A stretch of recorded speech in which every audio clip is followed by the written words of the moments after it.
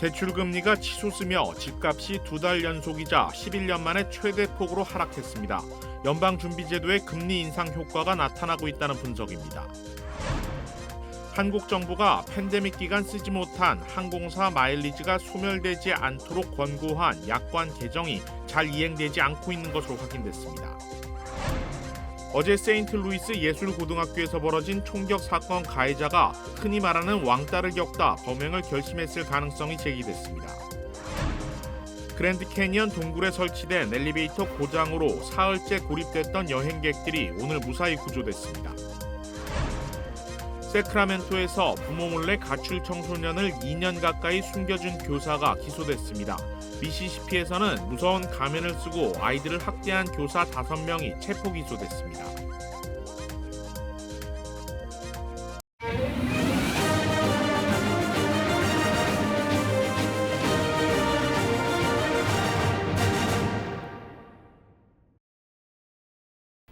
시청자 여러분 안녕하십니까? KBS 아메리카 뉴스입니다.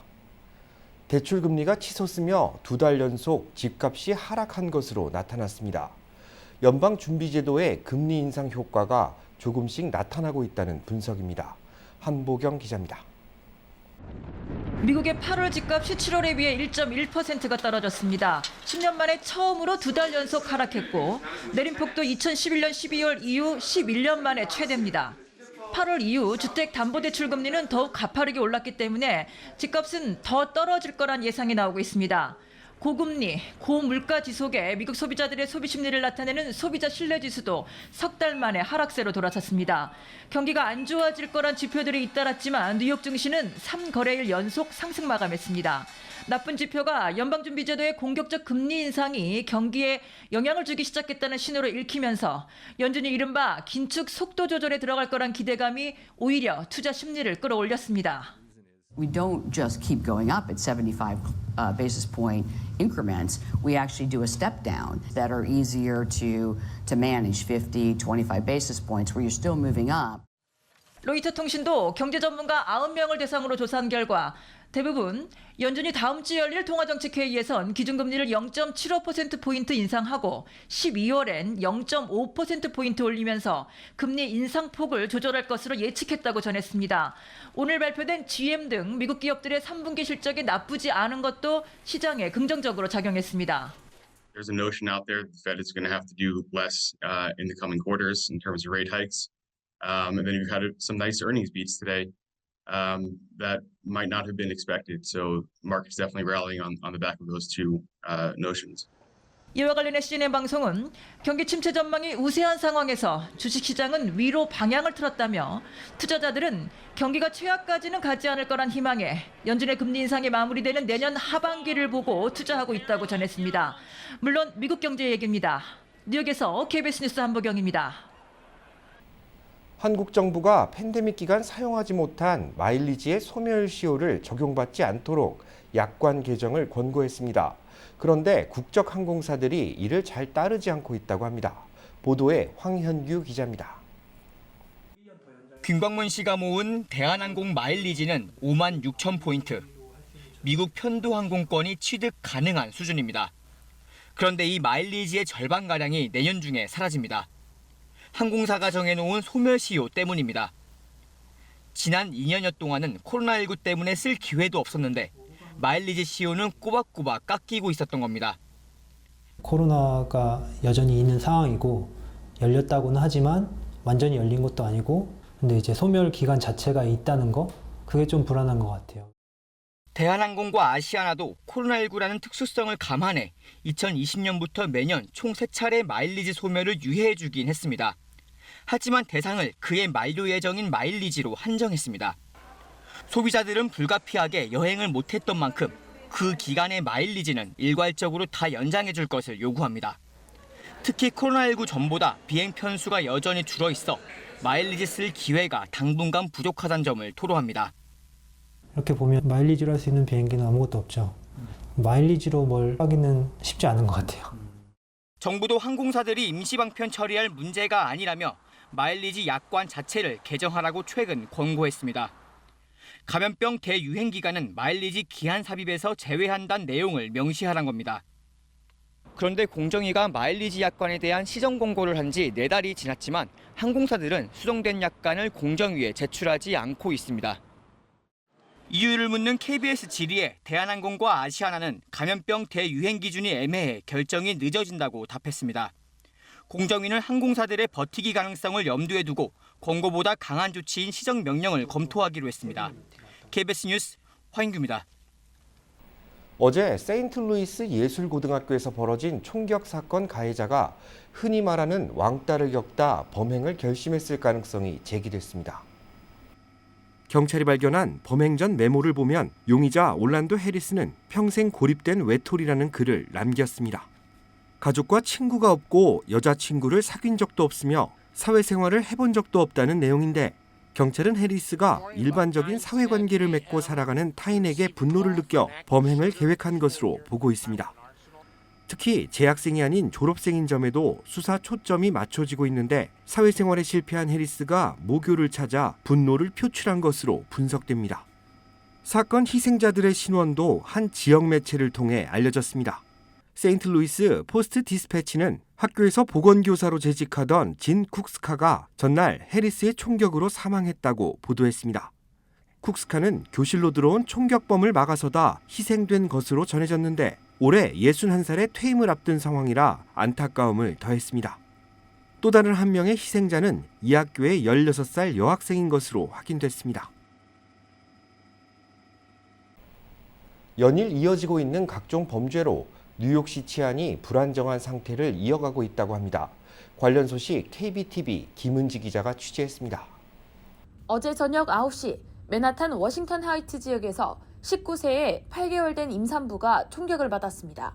총격을 맞은 여성은 SUV 차량 안에서 남자친구와 함께 있었고 햄버거 가게 웬디스로 향하던 중이었습니다.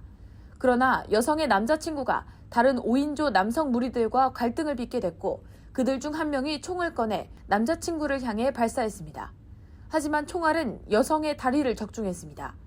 아수라장이 된 현장에서 여성은 병원으로 이송됐고 다행히 태아와 산모의 생명에는 지정이 없는 것으로 알려졌습니다.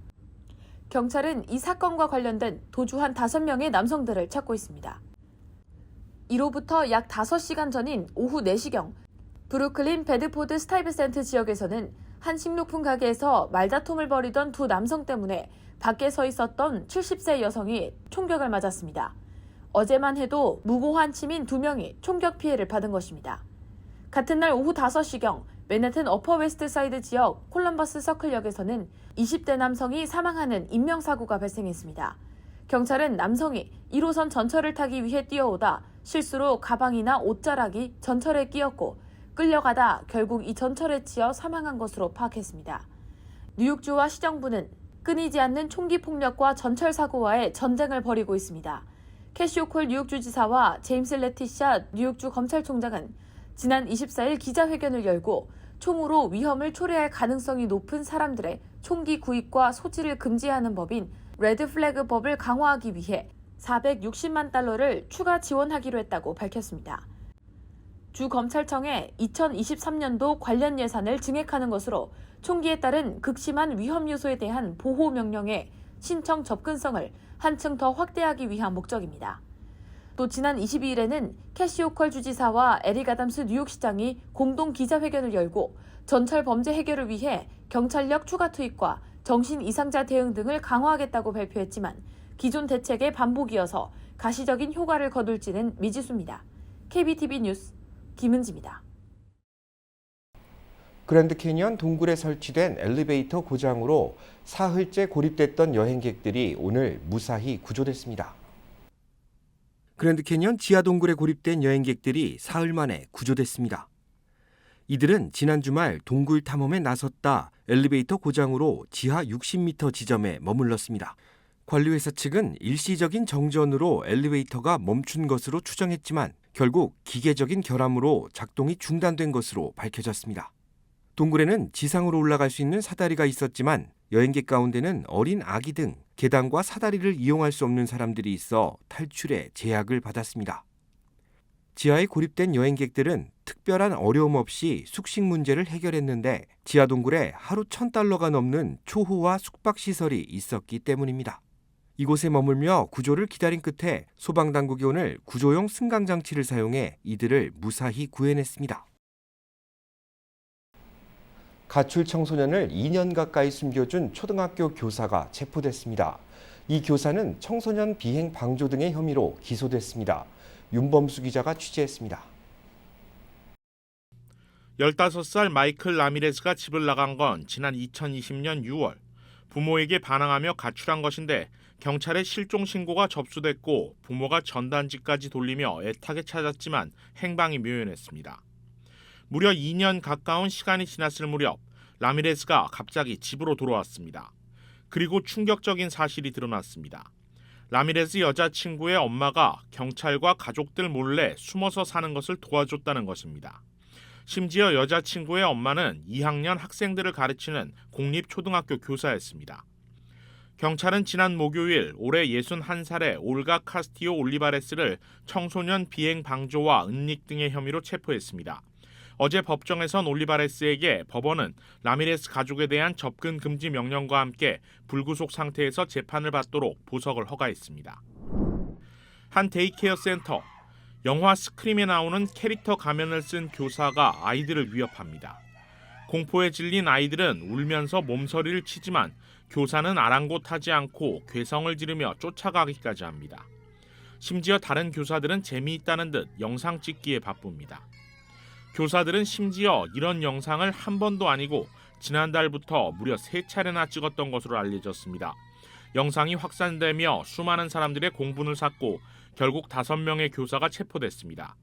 몬로 카운티 셰리프국은 이 중 4명을 3건의 아동학대 혐의로 중범 기소했고 1명은 2건의 방조 혐의로 경범 기소했습니다. KBS 뉴스 윤범수입니다. 파워볼 당첨금이 7억 달러, 원화로 1조 원을 돌파했습니다. 역대 7번째 높은 금액입니다. 6억 2,500만 달러가 걸린 어제 추첨에서 파워볼 당첨자가 또 나오지 않았습니다. 이에 따라 내일 다시 추첨을 하게 되는데 당첨금이 7억 달러 이상, 원화로 1조 원을 넘을 것으로 보입니다. 파워볼 복권에서 1등에 당첨될 확률은 2억 9,300만 분의 1입니다. 파워볼은 캘리포니아주를 포함 45개 주와 미국령 버진 아일랜드 등에서 구매가 가능합니다. 한편 어제 추첨에서는 5자리를 맞춘 복권이 텍사스에서 한 장 판매돼 100만 달러를 받게 됐습니다. 65세 이상 미국인 10명 가운데 1명이 치매를 앓고 있고 학력이 낮을수록 치매 위험이 높은 것으로 나타났습니다. 컬럼비아대 연구팀이 노년층 3,500명을 분석한 결과 65세 이상 노년층의 10% 상당이 치매를 앓고 22%가 경도 인지장애를 가졌습니다. 치매는 일상적인 활동을 수행하기 어려운 정도의 인지장애를 말하며 경도 인지장애는 정상적인 노화에서 치매로 전환되는 단계를 의미합니다. 특히 65세부터 69세 사이의 유병률은 3%에 불과했지만 90세부터는 35%로 높아지는 등 나이가 많을수록 치매 유병률이 급격히 상승하는 것으로 나타났습니다. 인종별로는 65세 이상 흑인이나 아프리카계 미국인의 치매 유병률이 15%로 가장 높았습니다. 히스패닉이나 라틴계는 10%, 백인은 9%였습니다. 또 교육 수준이 낮을수록 치매와 경도 인지장애 발병 가능성이 모두 높아지는 것으로 나타났습니다. 후진타오 중국 전 주석이 제20차 당대회에서 돌연 퇴장한 것에 대한 배경에 관심이 집중되고 있습니다. 보도에 이랑 기자입니다. 중국 당대회 폐막식을 앞두고 시진핑 주석과 나란히 자리한 후진타오 전 주석. 후 전 주석 왼쪽에 앉은 리잔수 전 인대 상무위원장이 말을 걸면서 서류를 치우고 시 주석은 다가온 수행원에게 한참 말을 건넵니다. 이어 수행원은 후 전 주석의 팔짱을 끼거나 겨드랑이 밑으로 양손을 넣어 후 전 주석을 일으켜 세우려 하지만 그는 자리에서 일어나지 않습니다. 끝내 자리에서 일어선 뒤에는 굳은 표정으로 수행원의 팔을 뿌리치고 손짓을 하기도 했습니다. 그 뒤 후 전 주석은 시진핑 주석에게 말을 걸고 리커창 총리의 어깨를 두드린 뒤 인민대회장을 끌려나가듯 퇴장했습니다. 후 전 주석이 퇴장하는 동안 중국 최고 지도부 그 누구도 고개를 돌리지 않았습니다. 타이완 매체들은 후 전 주석을 부축해 나간 사람은 시 주석의 수행원과 당 간부라며 이들이 시 주석의 지시로 움직인 것이라고 분석했습니다. 지난 2003년부터 10년간 중국 국가주석을 지냈던 후진타오 전 주석은 시 주석과 긴장 관계인 중국 공산주의 청년단의 대부로 불립니다. 당내에서 시 주석과 다른 의견을 낼 수 있는 거의 유일한 인물 가운데 하나입니다. 이 때문에 이날 중국의 당헌 개정을 두고 후 전 주석이 반대 의사를 표하는 것을 미리 막기 위해 그를 퇴장시켰다는 추측이 나오고 있습니다.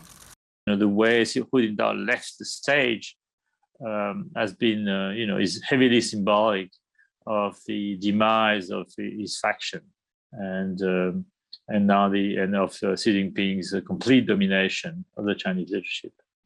하지만 관영 매체 신화통신은 후 전 주석이 건강 문제로 퇴장했다고 밝혔습니다.